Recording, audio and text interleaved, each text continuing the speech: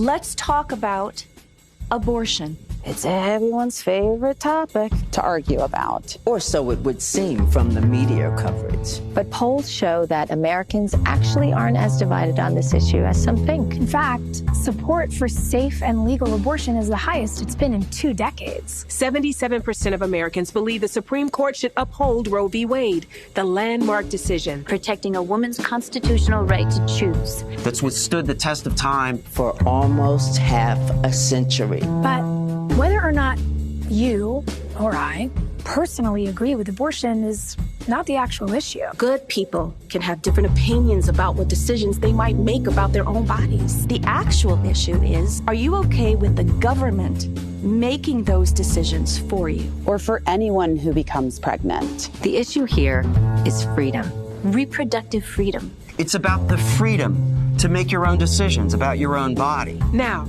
given the overwhelming public support for reproductive freedom, there's no justification for any group of politicians in any state to try to diminish the freedom of literally half the people in our country by passing dangerous, restrictive, anti-abortion laws that in some cases completely ban our right to choose. Because if the government can decide what I can do or can't do with my own body, this becomes a human rights issue. If I don't get to make 100% of the decisions about my own body, then how am I an equal person under the law? So, members of the press, candidates for Senate and President of the United States, let's talk about abortion and what it's really about. Human rights, justice, accessibility, and freedom over the choices we make for our families and our lives. And that's a freedom that no one has the right to take away from me.